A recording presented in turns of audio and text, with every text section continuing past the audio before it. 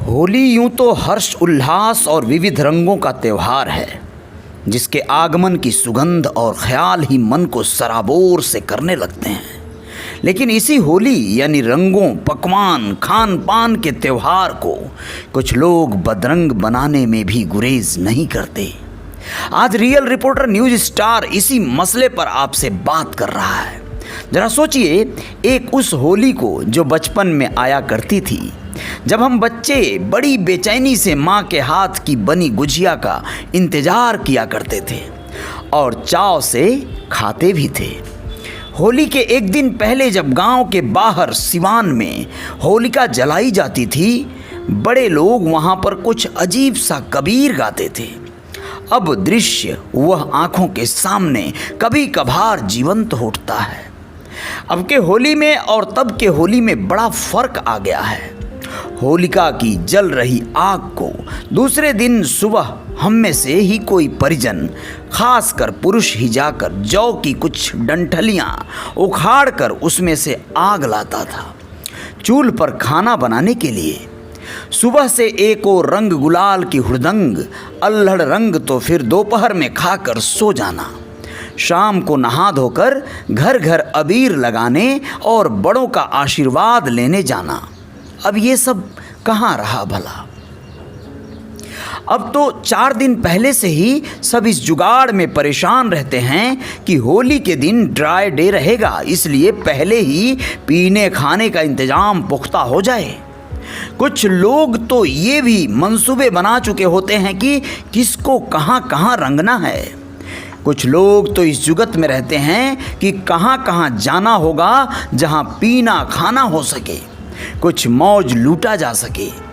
ये तो वे बातें रहीं जो कहीं न कहीं छोटी मोटी उत्सुकता को, जिजीवित्सा को दर्शाती हैं। लेकिन उन बातों को बहुत बुरा कहा जा सकता है जब इतने खूबसूरत त्योहार की गरिमा, इतने स्वादिष्ट व्यंजनों का लुत्फ कुछ लोग सिर्फ इसलिए नहीं उठा पाते हैं कि वे नाक के ऊपर तक मदिरापान कर चुके रहते हैं। साथ ही चखना में सिर्फ मांसाहार को ही प्राथमिकता के आधार पर ढकेलते और ठूंसते चले जाते हैं। कुछ लोगों को तो सुबह से ही ऐसी मदमाती होली का सुरूर चढ़ जाता है कि उनकी शाम, या फिर यूं कहें कि रात किस हाल में गुजरती है, उनको कुछ खबर ही नहीं होती है। कहीं गिरे पड़े, लोटते पोटते, बड़बड़ाते गरियाते, बड़ी बदहाली में उनकी होली बीतती है। पूरे साल पछतावा लिए कि यार इस बार बहुत ज़्यादा हो गया था। 2 तरह का आइटम टकरा गया है। मैं खाली पेट था ना, इसलिए लग गया। वो दारू बहुत लो लेवल का था, इसलिए चढ़ गया। जितने लोग उतने बहाने।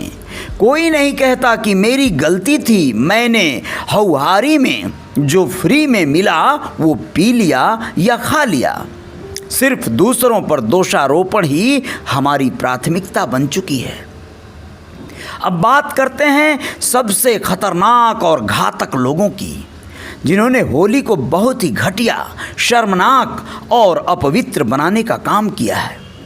जैसे कुछ आपराधिक प्रवृत्ति के वे लोग जो किसी की बेटी, बहू आदि को आकर्षित करने में असफल रहते हैं और इसी होली के दिन को उन महिलाओं से बदला लेने की गंदी सोच लिए उनको छेड़ने, बदनाम करने या उनके साथ जितनी भी गंदी हरकतें हो सके करने, यहाँ तक कि न सिर्फ अकेले बल्कि समूह में ये अभद्र कारनामे करने की फिराक में रहते हैं, जिसका परिणाम कई बार बहुत घातक और जानलेवा भी साबित होता है।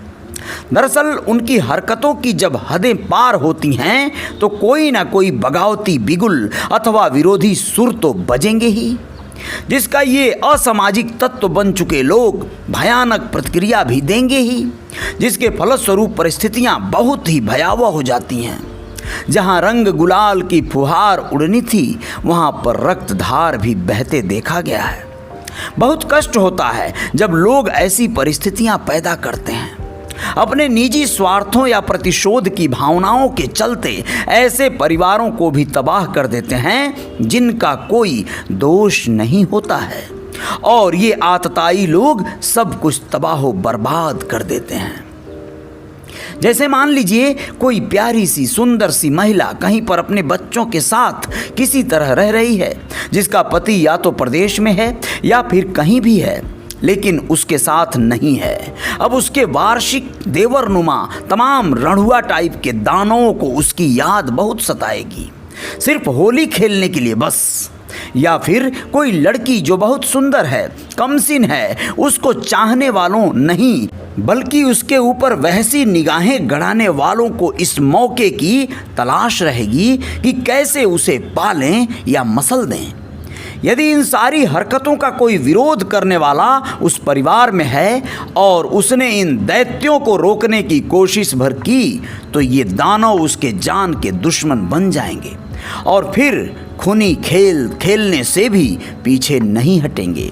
ये हवसी हत्यारे बेवजह किसी के निर्दोष पिता की तो कहीं किसी के बेगुनाह भाई की बड़ी बेरहमी से हत्याएं कर दी जाती हैं।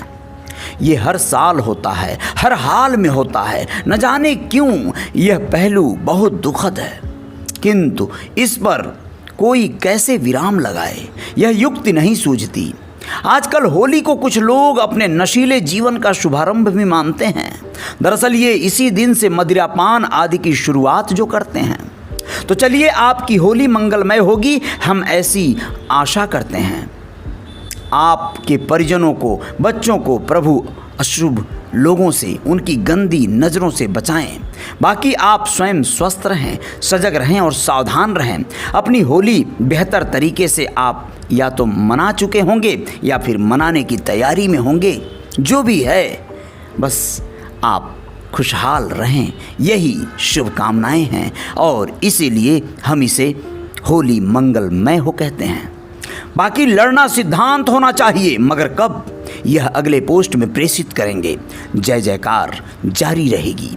आपका दोस्त अजय साहनी, स्टार।